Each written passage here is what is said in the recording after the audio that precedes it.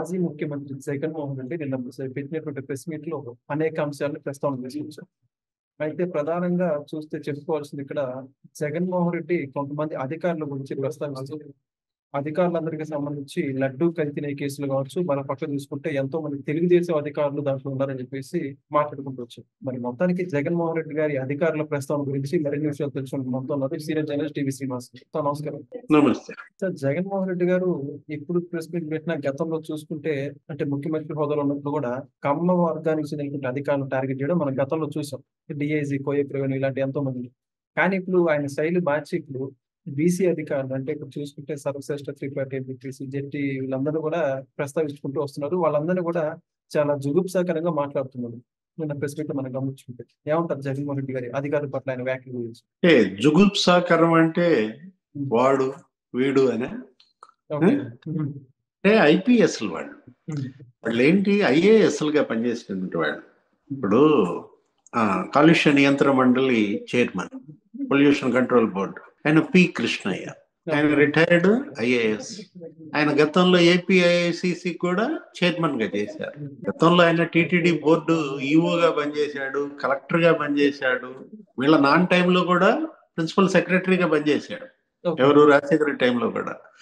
ఒక బీసీ వర్గానికి చెందినటువంటి కృష్ణయ్యను పట్టుకుని మరి వాడు అని అంటాడంటే గోపీనాథ్ జెట్టి బంధు అంట ఈయనకి. అంటే గోపీనాథ్ జెట్టిని టార్గెట్ చేయాలనుకుంటే కృష్ణయ్య గారిని తీసుకురావటం ఎందుకు? అదేదో ఫోటో చూపిస్తాడు, భువనేశ్వరి మేడంతో ఉన్న ఫోటో, రాజేంద్ర కుమార్ అక్కడ ఎన్టీఆర్ ట్రస్ట్ సిఇఓ ఉన్న ఫోటో. ఆ ట్రస్ట్ లో ఉన్న ప్రోగ్రామ్ కి ఆయన అటెండ్ అయితే ఆయన గెస్ట్ గా పిలిస్తే వీళ్ళ యొక్క ఇదేంటి నాకైతే అర్థం కాదు. ఇప్పుడు అసోసియేషన్ అనేది సహజం. ఏది 4 సార్లు ముఖ్యమంత్రిగా పనిచేశాడు చంద్రబాబు. ఆయన కింద వీళ్ళందరూ పనిచేసినప్పుడు ఆయనతో ట్రావెల్ చేస్తుంటారు. చేసినంత మాత్రాన వాళ్ళని తెలుగుదేశం అనే ముద్ర వేస్తారా? ఇప్పుడు జెట్టి గోపీనాథ్ ఆయన ఏంటి విశాఖపట్నంలో ఉన్నారు. గోపీనాథ్ జెట్టి మీద నీకెందుకు కక్ష? అంటే ఇప్పుడు కృష్ణయ్యకి బంధువు కావటమేనా నీ కక్ష? మీరన్నారు ఏంటి ఇంతకుముందు కమ్మ అధికారులను టార్గెట్ చేసేవాడు, ఇప్పుడు ఏంటంటే బీసీ అధికారులను టార్గెట్ చేస్తున్నాడు. ఆల్రెడీ బిగిన్ చేశారు. ఆ యాదవ సంఘం వాళ్ళు ఎవరో జగన్మోహన్ రెడ్డిని దుమ్మెత్తి పోస్తున్నారు. బీసీలు అందరూ కూడా ఇప్పుడు ఒకటి కృష్ణయ్యలో ఏమన్నా నువ్వు వెస్టెడ్ ఇంట్రెస్ట్ చూసావా? వెస్టెడ్ ఇంట్రెస్ట్ అనే మాట మాట్లాడతాడు. అతని పైన ఏమన్నా ఆరోపణలు నువ్వు ఎప్పుడన్నా విన్నావా, చదివావా? ఏపీఐసిసి చైర్మన్ గా ఆయన పనిచేశాడు, రోజా కూడా పనిచేసింది నీ హయాంలో. కంపేర్ చేసుకోండి ఆయన పనితీరుకు రోజా పనితీరుకి. రోజా ఎంత గబ్బు పట్టారు. ఒకటి ఇక్కడ ఇతను గోపీనాథ్ జెట్టి మీద నీ కక్షకి ఏంటి కారణం? అతను ఏంటి అక్కడ విదేశాలకు పారిపోయినటువంటి ఎర్రతందనం స్మగ్లర్ కొల్లం గంగిరెడ్డిని విదేశాల నుంచి అక్కడ న్యాయస్థానాలను ఒప్పించి విమానంలో ఇక్కడికి తీసుకొచ్చి జైల్లో పెట్టించాడనా? రెడ్ శాండల్ స్మగ్లర్ ని జైల్లో పెడితే నీకేంటి నొప్పి? నువ్వు రక్షకుడుగా? ఇప్పుడు ఒకటి అతను టిటిడిలో లాంగెస్ట్ సర్వర్డ్ సివిఎస్ఓ ఎవరు? గోపీనాథ్ జెట్టి తిరుమల తిరుపతి దేవస్థానంలో చీఫ్ విజిలెన్స్ సెక్యూరిటీ ఆఫీసర్ గా సుదీర్ఘకాలం పనిచేశాడు. ఆయన కన్నా ఇంకెవరు ఎక్కువ పనిచేయలేదు అక్కడ. అక్కడ సీసీటీవీ సర్వలెన్స్ ఈయన తీసుకొచ్చింది. అక్కడ అలిపిరి ప్లాజా, అక్కడ టోల్ ప్లాజా, అసలు నేషనల్ హైవే మీద తప్ప ఎక్కడ నీకు టోల్ ప్లాజా ఉండదు. అట్లాంటిది అక్కడ పెట్టించాడు. కమాండ్ కంట్రోల్ సిస్టమ్ స్టేషన్ ఆయన పెట్టింది. ఇది అక్కడ భక్తుల భద్రత మరి అంత నిఘా కట్టుదిట్టం చేసినందుకు ఆయన్ని సీట్ లో పెడితే సీట్ లో ఉన్న వాళ్ళంతా తెలుగుదేశం వాళ్ళే అంటాడు. సర్వశ్రేష్ఠ త్రిపాఠి, ఏం తెలుసు నీకు త్రిపాఠి గురించి? వాడు వీడు అంటాడు. త్రిపాఠిని ఇక్కడ నియమించింది ఎవరు? ఎన్నికల సంఘం. ఎన్నికలకు ముందు జగన్మోహన్ రెడ్డి ఏం చేశాడు? ప్రధాని మోడీ వచ్చిన సభని రచ్చరచ్చ చేశారు. ఒప్పుడులో ప్రధాని మోడీ ఎన్నికల ప్రచార సభ పెడితే అక్కడ ఏం చేశారు? బందోబస్తులో ఉండాల్సిన వీళ్ళందరూ కూడా బయట హాయిగా కారుల్లో రష్ తీసుకుంటూ గేమ్స్ ఆడుకుంటున్నారు. ఐపీఎస్లు స్టేజ్ చూడాల్సిన ఐపీఎస్, లేకపోతే గ్యాలరీ చూడాల్సిన ఐపీఎస్ వాటర్ బాటిల్స్ తీసుకున్నారు. అప్పటి ఎన్నికల సంఘానికి వచ్చినటువంటి ఫిర్యాదుల మేరకు ఏం చేసింది? ఒక 3 కలెక్టర్లని బదిలీ చేసింది, ఎన్నికల విధులకు దూరంగా పెట్టింది. రాజాబాబు, గౌతమి, అతను ఉన్నాడు ఎవరు, లక్ష్మీష, లేదు ఒక 5 ఎస్పీలను దూరంగా పెట్టింది. మీరు ఎన్నికల విధులకు దూరంగా ఉండండి, మీరు పనికిరారు, మీరు బయాసడ్గా పనిచేస్తున్నారంటూ ఆ పరమేశ్వర్ రెడ్డి, తిరుమలేశ్వర్ రెడ్డి, రవిశంకర్ రెడ్డి, అంబురాజన్ వీళ్ళందరినీ దూరం పెట్టింది. అప్పుడు తీసుకొచ్చింది ఏది? ఉత్తరప్రదేశ్ లో ఉన్నటువంటి ఈయన్ని ఇక్కడ తీసుకొచ్చింది. అక్కడ 3 years గా చేస్తున్నాడు. సర్వశ్రేష్ఠ త్రిపాఠిని తీసుకొచ్చి ఏపీలో వేసింది వీళ్ళ ప్లేసుల్లో. ఏది? అప్పుడు పాలరాజు ఉన్నాడు గుంటూరు రేంజ్ ఐజీగా. ఆ గుంటూరు రేంజ్ ఐజీగా పాలరాజు బయాసడ్గా పనిచేస్తున్నాడని అతను తీసేసి అక్కడ ఐజీగా పెట్టింది ఎవరిని? సర్వశ్రేష్ఠ త్రిపాఠి. జగన్ ఎవరిని టార్గెట్ చేస్తున్నాడు? త్రిపాఠి తెలుగుదేశమా? కేంద్ర ఎన్నికల సంఘం తెలుగుదేశమా? అప్పుడు ఆ బిందు మాధవ్ని వీళ్ళందరినీ నియమించింది ఆ పోస్టుల్లో. ఎవరైతే నిజాయితీగా పనిచేస్తారని వాళ్ళ కెరీర్ లో ఉందో వాళ్ళని తీసుకొచ్చి నియమించుకుని ఎన్నికలు చేయించుకుంది. అంటే ఏంటి? త్రిపాఠి మీద ఎందుకు కక్ష? అతనేంటి అక్కడ పల్నాడులో నిజాయితీగా పట్టుకున్నాడనా? పిన్నెల రామకృష్ణారెడ్డి ఈవీఎం కేసు పడుతుంటే అడ్డుకున్నారనా? వాళ్ళని అరెస్టులు చేయించారనా? అంటే ఎన్నికలను నిజాయితీగా మరి జరిపిస్తే నీకు అంత కక్ష? ఇప్పుడు మీరు అన్నారు ఏంటంటే ఈయన గతంలో కమ్మధికారులను టార్గెట్ చేసేవాడు కదా, ఇప్పుడు ఎందుకు బీసీ అధికారుల మీద అంటే ఇప్పుడు ఫ్రస్ట్రేషనా? లేకపోతే ఇక అసలు తనకి భవిష్యత్తు పైన ఇక నాకు నమ్మకం లేదు, నేను ఇక గెలవను, నన్ను ప్రజలు ఆదరించరు అనే దృఢ నిశ్చయానికి వచ్చేసాడా? ఇప్పుడు గతంలో మీరు అన్నట్టుగానే వాస్తవమే. ఏది? ఏబి వెంకటేశ్వరరావు టార్గెట్ చేసేవాడు, లేకపోతే ఆయన ఎవరు, నిమ్మగడ్డ రమేష్ కుమార్ రాష్ట్ర ఎన్నికల సంఘం సిఇఓగా ఉన్న ఆయన్ని టార్గెట్ చేసేవాడు. అరే కరోనాను కూడా కమ్మరోనా అన్నట్టు అంతగా కమ్మ ద్వేషంతో కళ్ళు మూసుకుపోతే ఇప్పుడు ఓడిపోయావు. ఇంకా ఓడిపోయినాకన్నా నీలో మార్పు రావాలి కదా. ఇప్పుడేంటి? ఇప్పుడు బీసీల మీద పడ్డావా? యాదవుల్ని టార్గెట్ చేస్తున్నావా? వాళ్ళంతా గందరగోళం చేస్తున్నారు, ఆల్రెడీ రోడ్ల మీదకి వచ్చేస్తున్నారు. జగన్ దిష్టి బొమ్మలు కూడా తగలేస్తారు, చూడు లేనిపోయింది అని లేని తలనొప్పి తెచ్చుకోవటం, బతకాలనుకున్న పార్టీని కూడా చంపేయడం. అరే నీ పార్టీ పీక నువ్వే పీకేసుకుంటే ఎవరేం చెప్తారు? ఇప్పుడు అతను నిన్న ప్రెస్ మీట్ పెట్టిన ఉద్దేశం ఏంటి? ఎందుకు పెట్టాడు? ఏం మాట్లాడాడు? నాకైతే అర్థం కాల. 2 గంటల 43 నిమిషాలు మాట్లాడాడంట. ఎందుకు కంఠశోష? 9 సబ్జెక్టుల గురించి మాట్లాడాడు. ఏంటి? విశాఖ స్టీల్ ప్లాంట్ దగ్గర నుంచి నీకు మొత్తం చూసుకున్నట్టయితే సూపర్ 6 అంటాడు, లేకపోతే అమరావతి అంటాడు. అంటే ఫ్రస్ట్రేషన్ ఎంత పీక్ వెళ్ళింది అనేది నీకు అక్కడే కనపడుతుంది. పరకామణి కేసు గురించి మాట్లాడాడు, కల్తీనే గురించి మాట్లాడాడు. పవన్ కళ్యాణ్ 15 ఏళ్ళు ఈ కూటమే ఉంటుంది అన్నాడు. నిన్న ఇంకోసారి అన్నాడు.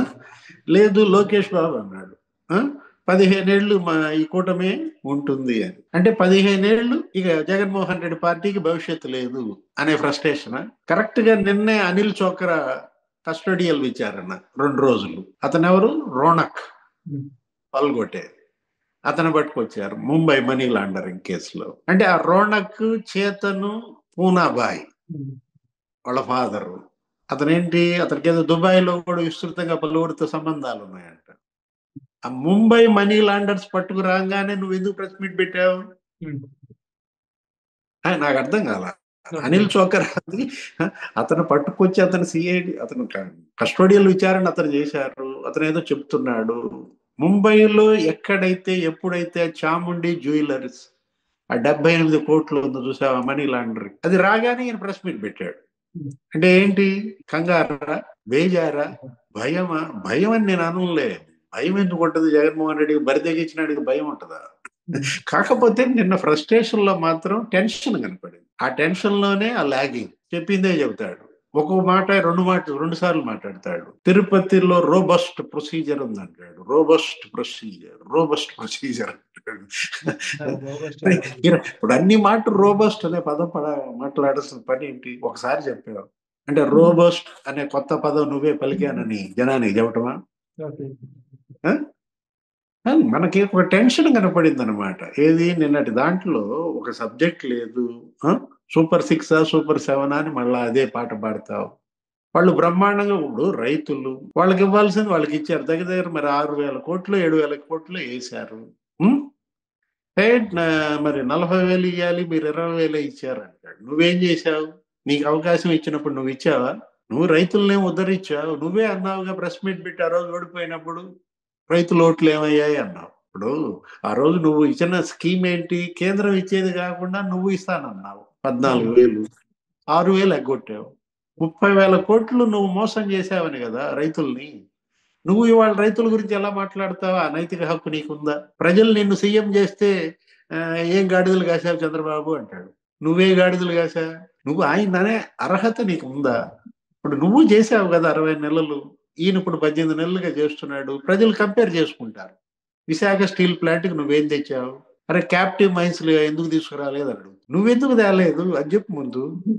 ఇప్పుడు 60 నెలలు నువ్వు ఉన్నావు. నీకు ఎంతమంది ఎంపీలను ఇచ్చారు? 32 మంది ఎంపీలు. జగన్మోహన్ రెడ్డికి ఇచ్చింది 11 మంది రాజ్యసభ, మరి ఇక్కడ ఒక 22 మంది, 33 మంది ఎంపీలను నీకు ఇస్తే నువ్వు మరి క్యాప్టివ్ మైన్స్ అడిగావా 5 ఏళ్లలో విశాఖ స్టీల్ ప్లాంట్ కి? చంద్రబాబును నువ్వు ఒక ప్రశ్న అడిగితే జనం నిన్ను 5 ప్రశ్నలు అడుగుతున్నారు.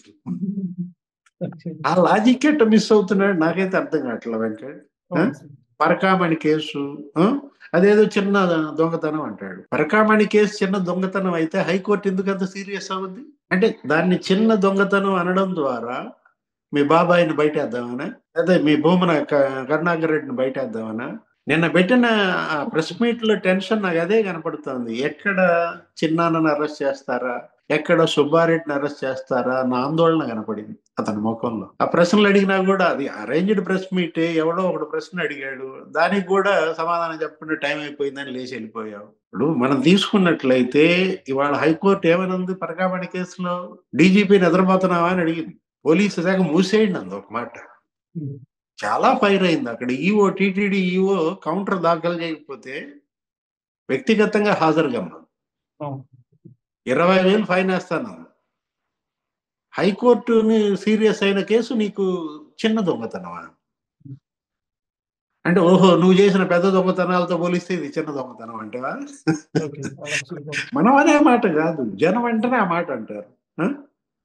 ఇప్పుడు ఒకటి మనం సుప్రీంకోర్టు కదా సిట్ నియమించింది, సర్వశ్రేష్ఠ త్రిపాఠి నియమించింది సుప్రీంకోర్టు, గోపీనాథ్ నియమించింది వాళ్ళు కదా. వాళ్ళు ఏం చేశారు? కల్తీ నెయ్యి మీద ఫైర్ అయింది సుప్రీంకోర్టు. కోట్లాది భక్తుల విశ్వాసానికి సంబంధించిన అంశం. మీ బాబాయే వెళ్ళాడు అనవసరంగా. అదేదో స్టేట్ గవర్నమెంట్ ద్వారా జరిపించుకుంటే ఏం ఉండేది కాదు. మీ బాబాయ్ ఏం చేశాడు? సుబ్బారెడ్డి ఏంటి నాకు నమ్మకం లేదు రాష్ట్ర ప్రభుత్వం మీద అని సుప్రీంకోర్టుకి వెళ్తే సుప్రీంకోర్టు వేసింది 5గురితో సిట్టు.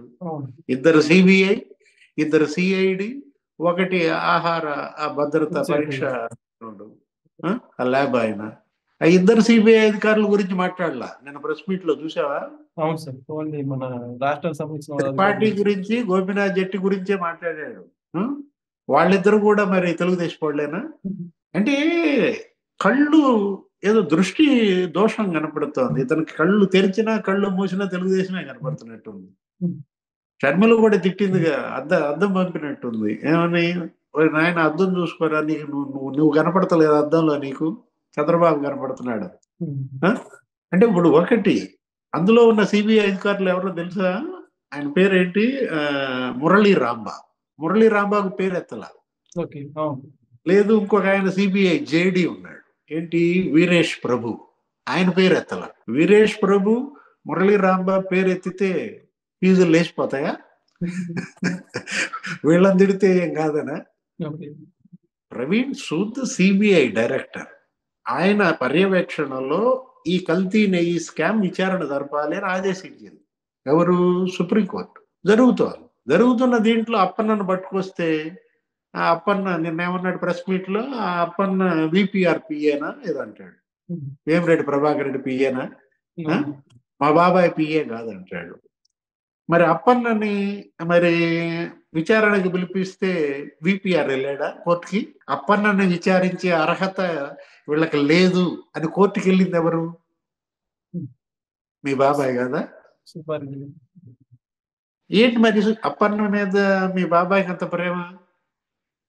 ఇప్పుడు యాక్చువల్ గా అప్పన్న విపిఆర్ పిఏ అయితే కోర్టుకు వెళ్లాల్సింది ఎవరు? విపిఆర్, లేదు అప్పన్న వెళ్ళాలి. సుబ్బారెడ్డి ఎందుకు వెళ్ళాడు? చెప్పు నువ్వు చెప్పు. ఇప్పుడు ఒకటి సుబ్బారెడ్డికి మరి అప్పన్నకి ఉన్న ఆ లావాదేవీలు అక్కడే కనపడుతున్నాయి కదా. ఓకే, ఇంకొక పాయింట్ అడుగుతాను నేను. ఇప్పుడు వాళ్ళు యాక్సిస్ బ్యాంక్ లావాదేవీలు అడిగారు, ఎందుకని ఇవ్వలేదు సుబ్బారెడ్డి? సుబ్బారెడ్డి భార్యది యాక్సిస్ బ్యాంక్ లావాదేవీలు అడిగారు, ఎందుకంటే 4,60,00,000 ఉన్నాయి అక్కడ. ఆ 4,60,00,000 ఏమైపోయాయి? 5 లక్షలు అయిపోయాయి. అప్పన్న ఖాతాలో ఉంది 5 లక్షలే. మిగతా 4,55,00,000 ఎటు ట్రాన్సాక్షన్ జరిగింది. దానికి యాక్సిస్ బ్యాంక్ లావాదేవీలు అడిగితే సుబ్బారెడ్డి భార్య ఎందుకు ఇవ్వాల? మరి విపిఆర్ని అడగచ్చుగా. సిట్ విపిఆర్ని ఎందుకు అడగలేదు? యాక్సిస్ బ్యాంక్ లావాదేవీలు మరి విపిఆర్ని అడిగితే ఆయన ఇవ్వకుండా ఉంటాడా? అక్కడే అర్థమైపోవటంలా. ఇప్పుడు ఎవరు ఇక్కడ విపిఆర్ పేరు చెప్పి నువ్వు బయటపడదామనా? అప్పన్నని బయటేద్దామనా? కేసిరెడ్డి రాజేమో కేసినేని చిన్ని పార్ట్నర్ అంటాడు, ఈ అప్పన్ననేమో విపిఆర్ పిఏ అంటాడు. అంటే తన కింద మంట లేగితే వెంటనే ఇంకోటి మీద వేసేయాలని చూస్తాడు. జగన్మోహన్ రెడ్డికి ఉన్నటువంటి ఆ నైజ గుణం ఏంటంటే అతను నేరాలకు పాల్పడి, అతని గ్యాంగ్ నేరాలకు పాల్పడి తెలుగుదేశం పైన దోషేయటం అనేది వాళ్ళకు ఒక అలవాటుగా మారింది. ఇప్పుడు నిన్న ప్రెస్ మీట్ పెట్టడం ద్వారా తన గుంత తను దవ్వుకున్నాడు. మళ్ళా ఆ గుంత కూడా తవ్వడానికి వేరే వాళ్ళకి అవకాశం ఇవ్వడం. ఆయన గుంత ఆయనే దవ్వుకుంటాడు, ఇంకెంత దవ్వుకుంటారా నాయన. Please subscribe to Leo News for more videos.